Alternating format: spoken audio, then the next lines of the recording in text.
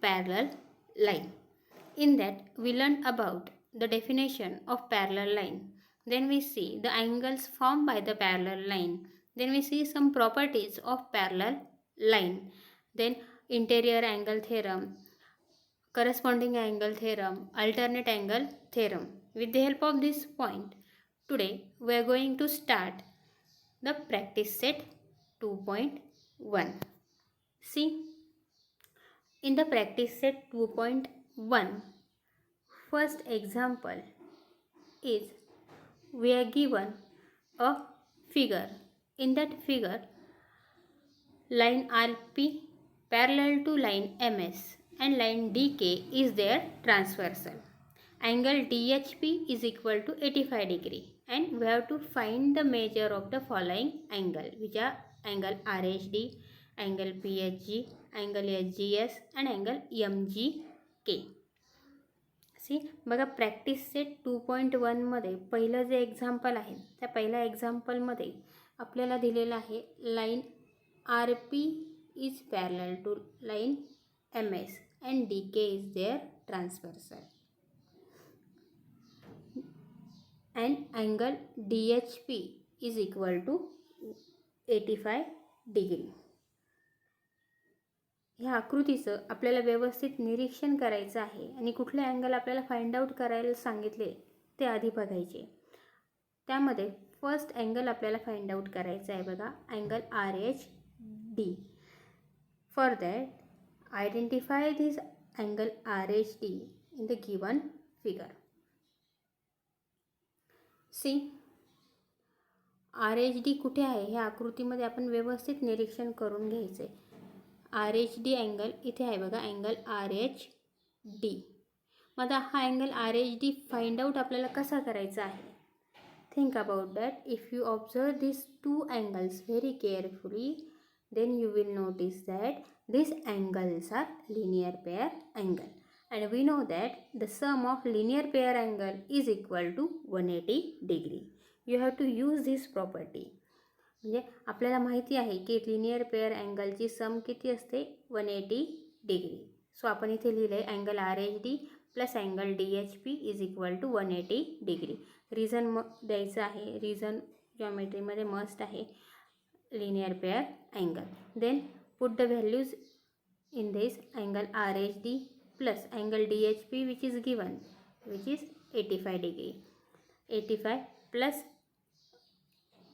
angle RHD plus 85 degree is equal to 180 degree. Then see बघा 85 इकडे plus आहे, इकडे ते मायनस होतील. So angle RHD is equal to 180 minus 85 is equal to 95 degree. पहिला angle आपल्याला मिळाला तो कितीचा मिळाला 95 डिग्रीचा. Then we have to find out angle P H G. For that identify first आकृतीचं परत एकदा निरीक्षण करायचं आहे. अँगल पी एच जी कुठे आहे बघा, angle P H G here angle P H G. आता ह्या पी एच जीचं व्यवस्थित निरीक्षण केलं तर आत्ताच आपण angle R H D find out केलेला आहे. See angle P H G and angle R H D this two are the vertically opposite angle. हे आपल्याला लक्षात यायला हवं. म्हणून आपण इथे लिहिलं आहे angle P H G congruent with the angle R H D give reason vertically opposite angle. See angle P R H D is equal to find out केलं आपण किती आहे तो 95 डिग्री. आणि if angle R H D is equal to 95 degree this two angles are congruent with each other. हे दोन्ही angle एकरूप आहे. म्हणून आर एच डी जर 95 डिग्री असेल तर पी एच जी सुद्धा किती यायला हवं 95 डिग्री. सो आपल्याला सेकंड अँगलचं मेजरमेंट मिळालेलं आहे इथे. Angle P H G is equal to 95 degree. Then आपल्याला फाइंड आउट करायचं आहे angle H G S. See angle H G S कुठे आहे बघा आकृतीमध्ये आपण परत बघणार. अँगल एच जी एस हा अँगल आपल्याला फाइंड आउट करायचा आहे. त्या अँगलसाठी बघा angle H G S and angle D H P. Angle D H P. मी परत एकदा दाखवते. अँगल DHP आणि हा जो अँगल आहे HGS, दिस टू अँगल्स. काळजीपूर्वक ऑब्झर्वेशन केलं तर तुमच्या लक्षात येईल हे दोन्ही अँगल्स कसे आहे, करस्पॉन्डिंग अँगल. आणि आपण प्रॉपर्टीमध्ये बघितलं होतं की corresponding angles are congruent with each other. मग इथे आपण लिहिले बघा, angle HGS is congruent with the angle DHP, corresponding angle. So angle DHP is 85 degree. हे गिवन थिंगमध्ये दिलेलं आहे आपल्याला. मग अँगल DHP जर 85 डिग्री असेल तर अँगल HGS सुद्धा किती येईल, 85 डिग्री. देन फोर्थ अँगल आपल्याला फाइंड आउट करायचा आहे, तो आहे angle MGK. See angle MGK हा अँगल बघा, angle MGK and angle HGS हे दोन्ही अँगल कसे आहेत, व्हर्टिकली अपोजिट अँगल. सो आकृतीचं ऑब्झर्वेशन करूनच आपण इथे लिहिलं आहे की angle MGK is congruent with the angle HGS. Reason that vertically opposite angle. So angle MGK is equal to 85 degree. कारण आपण आत्ताच फाइंड आउट केलं आहे की अँगल HGS किती आहे, 85. जर HGS 85 डिग्रीचा असेल तर MGK सुद्धा किती असणार आहे, 85 डिग्रीचा असणार आहे. अशा पद्धतीने आपण आकृतीचं निरीक्षण करून आणि याच्या आधी आपण ज्या काही प्रॉपर्टीज बघितल्या होत्या, linear pair angle, vertically opposite angle, corresponding angle, alternate angle, interior angle, यांचा वापर करून आपल्याला ह्या आकृत्यांवरचे प्रश्न सॉल्व करायचे आहे. खूप इझी क्वेश्चन्स आहे हे. Then the second example in the practice set 2.1 is, see again here we are given figure. First observe figure and understood the question. आधी प्रश्न समजून घ्या. See in the given figure, line P parallel to line Q, line L and line M are the transversal. Measure of some angles are shown. Hence find the angle A, angle B and angle C. First understood the question. In the question what we are given, line P, this line P and line Q, these are the parallel line, and this line L and line M, they are not parallel line, they are the transversal. And we are given measurement of some angles. काही अँगलचं measurement आपल्याला दिलं आहे. Here we are given 110 degree and here we are given this angle is 115 degree. With the help of these two informations, we have to find angle L, angle B, angle C and angle D. Angle A, angle B, angle C and angle D. So start with the solution. See, first we find angle A. Observe, it is very easy example. See angle A and this angle forming a linear pair. Again we know the sum of the linear pair angle is equal to 180 degree. So we write it, angle A plus 110 is equal to 180 degree, give reason linear pair angles. Put the values, angle A is equal to 180 minus 110 is equal to 70 degree. So our first angle, angle A is equal to how much? 70 degree. Then we find angle B. See, for the angle B, what we do? Observe this angle A and angle B, and in the given thing we see angle line P and line L, Q are the parallel line and line L is their transversal. Then these two angles, angle A and angle B, these two angles are the alternate angle, exterior alternate angle, and we know that the exterior alternate angle are congruent with each other. So we write here angle A is equal to angle B. Give reason. Exterior alternate angle. Angle A is equal to, we just find it, which is 70 degree. So angle B also 70 degree. Then the third angle, which is angle C. See, angle C, line P and line Q, these are the parallel line, and now M is there transversal. Then observe angle C, this angle C and this angle 150, these two are the corresponding angle. So we write here angle C is equal to how much, which is also 115 degree. Give reason. Corresponding angle. Then we find angle D, which is very easy. Again concentrate on the figure. See here angle D, this angle D and 150 forming a linear pair angle. The sum of the linear pair angle is equal to 180 degree. So we write angle D plus 115 is equal to 180. Give reason. Linear pair angle.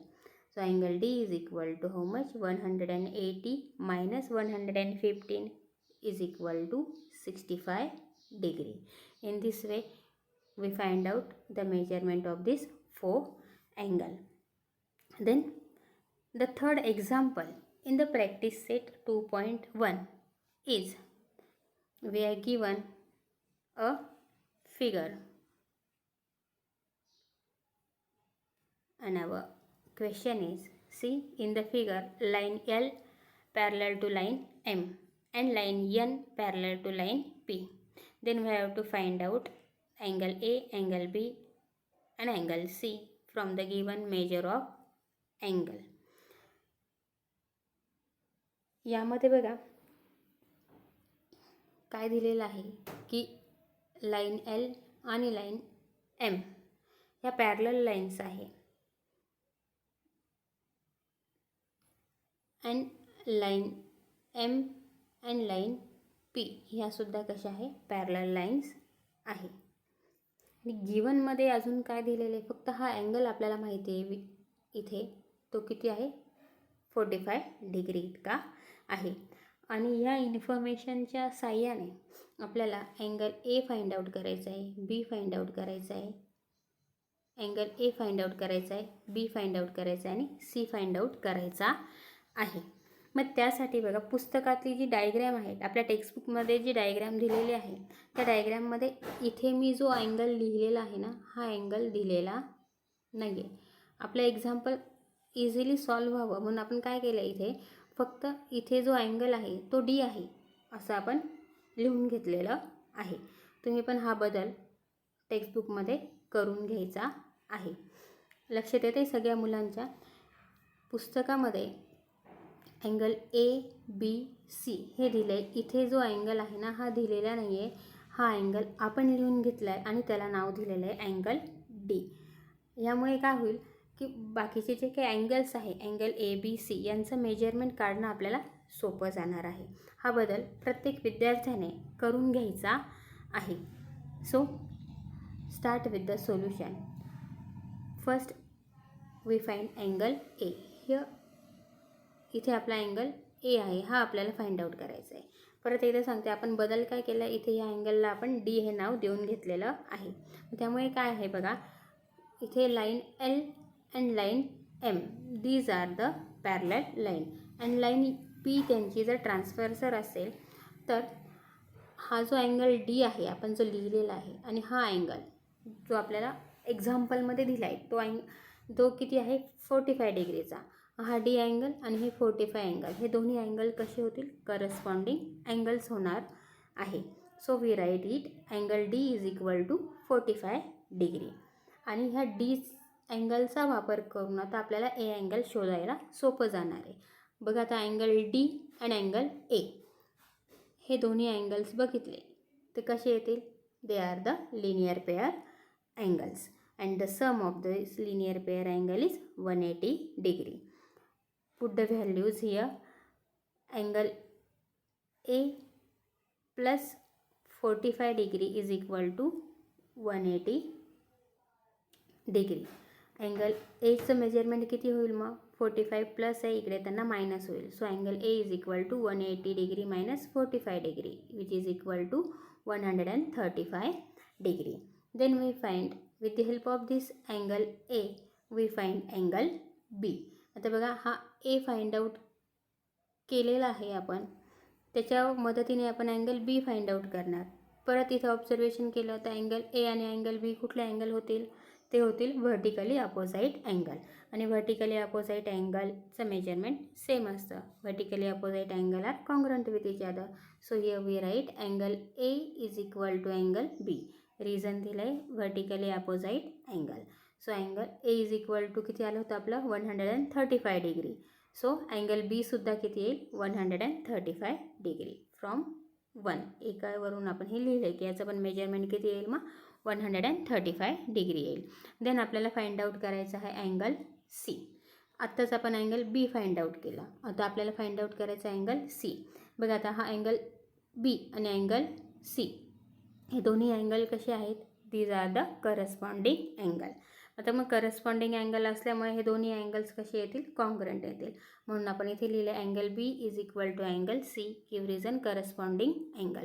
So angle C is equal to how much, बीचं measurement आहे 135 degree. So सीचं सुद्धा measurement किती येईल 135 degree. It is our example number 3. The next example is again we are given here a figure. See, in this figure what we are given, side of angle PQR and angle XYZ are parallel to each other. Then prove that angle PQR is congruent with the angle XYZ. म्हणजे काय दिले बघा, हा जो angle आपल्याला आकृतीमध्ये दिसतोय angle PQR आणि अँगल XYZ याच्या ज्या साईड्स आहे, कुठल्या साईड्स आहे बघा, पी क्यू आरची side Q P and side Q R आणि एक्स वाय झेडच्या साईड कुठल्या येतील Y Z and Y X. मग ह्या ज्या साईड्स आहे ह्या साईड्स कशा आहे पॅरलल आहे. म्हणजे आकृती आपल्याला आकृतीवरून हे स्पष्ट कळायला हवं की हा जो अँगल आहे अँगल पी क्यू आरची साईड क्यू पी जी आहे ही साईड क्यू पी ही वाय एक्सला कशी येईल पॅरलल येईल आणि क्यू आर कोणाला पॅरलल येईल वाय झेडला पॅरलल येईल. ह्या इन्फॉर्मेशनचा वापर करून आपल्याला काय प्रूफ करायचं आहे, हे जे दोन अँगल आहे angle P Q R and angle X Y Z हे एकमेकांशी कसे आहे कॉन्ग्रंट आहे. सी, आता ज्यावेळी आपल्याला थेरम किंवा एखादी गोष्ट सिद्ध करायची असते तर आपल्याला गिवन टू प्रूफ लिहायला लागतं. ते आपण आकृतीचा वापर करून लिहिणार आहे. त्यासाठी बघा आपण गिवन लिहिलेलं आहे. इथे गिवनमध्ये काय दिलेलं आहे आपल्याला की sides of angle P Q R and angle X Y Z are parallel. It means that Q P parallel to Y X and Q R parallel to Y Z. मग टू प्रूफ काय करायचं आहे आपल्याला, काय सिद्ध करायचं आहे आपल्याला, angle P Q R congruent to angle X Y Z. आपण परत एकदा डायग्रॅम काढली बघा. आधीचा डायग्रॅम आणि ह्या डायग्रॅममध्ये फरक आहे. इथे मी पॉईंट आऊट केलेलं आहे. त्याला आपण काय म्हणणार आहे कन्स्ट्रक्शन म्हणजे रचना, की आपण काय आकृतीमध्ये बदल केलेला आहे आपल्याला जे अँगल सिद्ध करायचे आहे त्यासाठी आपण कन्स्ट्रक्शन काय केलं आहे, we extend X Y such that it intersect Q R at point M. ही जे एक्स वाय आहे ना ही एक्स वाय आपण वाढवलेली आहे आणि कुठपर्यंत वाढवली, जोपर्यंत ती ह्या क्यू आरला छेदत नाही इंटरसेक्ट करत नाही तोपर्यंत. त्या पॉईंटला आपण इंटरसेक्शन पॉईंटला नाव दिलेलं आहे आपण एम. सो आवर कन्स्ट्रक्शन, मग कन्स्ट्रक्शनमध्ये काय लिहायचं आहे, काय रचना केली आपण, extend X Y such that it intersect Q R at point M. म्हणजे ह्या रचनेमुळे काय झालं आहे आपल्याला अँगल्स मिळणार आहे पॅरलल लाईनचे. मग आपण प्रूफ लिहिणार आहे बघा. प्रूफमध्ये आपण काय लिहिलं आहे, Q P parallel to Y X and QR is transversal.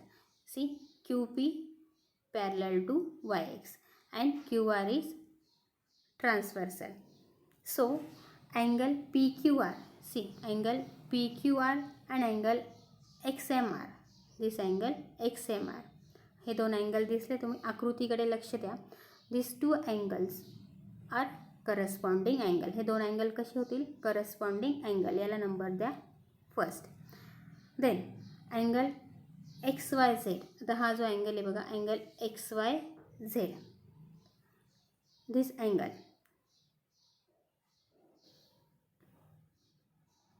Angle XYZ and angle XMR, this angle. आपण कलर चेंज करूया म्हणजे लक्षात येईल तुमच्या. Angle XYZ and angle XMR, this angle are also corresponding angle. याला आपण देणार आहे second number. See, now from the first and second, PQR congruent with XMR and angle XYZ also congruent with XMR. So with the help of 1 and 2 we write angle PQR is congruent with the angle XYZ आणि हेच आपल्याला proof करायचं होतं. In this way we solve the practice set 2.1. One example is remain. It is your homework. Thank you.